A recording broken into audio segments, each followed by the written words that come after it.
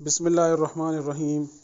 دوستوں، آج ہم لوگ بات کریں گے کہ بادام کھانے کا بہترین طریقہ کون سا ہے۔ لیکن سب سے پہلے میرے چینل کو سبسکرائب کرنا تاکہ میرے آنے والے ویڈیوز آپ لوگوں تک بروقت پہنچ سکیں۔ اگر بے وقت بھوک لگے تو چپس یا بسکٹ کے بجائے مٹھی بھر بادام کھا لیں۔ یہ وہ مثالی گری ہیں جسے دن بھر کھایا جا سکتا ہے، جس سے نہ صرف جسمانی توانائی میں اضافہ ہوتا ہے بلکہ متعدد طبی مسائل کا خطرہ بھی کم ہوتا ہے۔ طبی ماہرین کے مطابق بادام متعدد اجزاء کے حصول کا قدرتی ذریعہ ہے، جن میں پروٹین اور صحت بخش چربی قابل ذکر ہیں۔ بادام وٹامن ای، غذائی fibre, magnesium, copper, zinc, iron, potassium اور کیلشیم سمیت 15 غذائی اجزاء جسم کو فراہم کرتے ہیں۔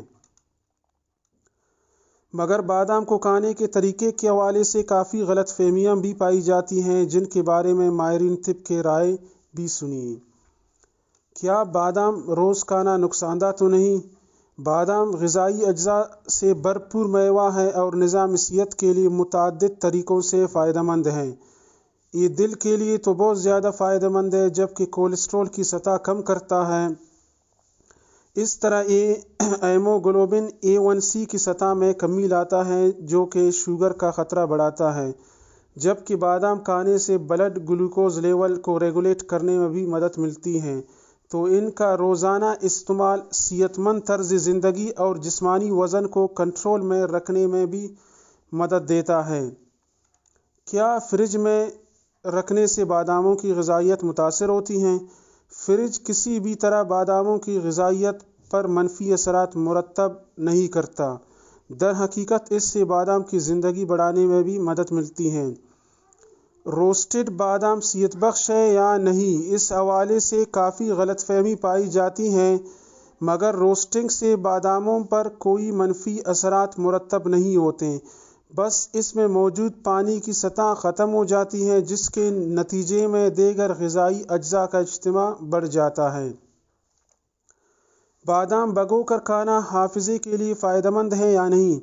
حافظے کو تیز کرنے کے لیے بہت زیادہ بادام کھانے کی ضرورت نہیں، بس 8 سے 10 باداموں کو رات کو پانی میں بھگو کر صبح کھانا ہی مؤثر ثابت ہوتا ہے۔ ماہرین کے مطابق پانی میں بھگو کر بادام کھانا غذائی اجزاء کو جسم میں آسانی سے جذب ہونے میں مدد دیتا ہے۔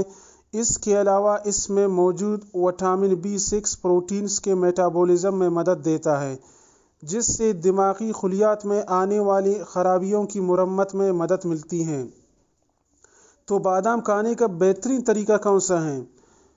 باداموں کے استعمال کا بہترین طریقہ بس وہی ہے جو آپ کو پسند ہو۔ بس بہت زیادہ کھانے سے گریز کرنا چاہیے، کیونکہ اعتدال ہی فائدہ پہنچاتا ہے۔ کسی بھی چیز کی زیادتی نقصان دہ ہوتی ہے۔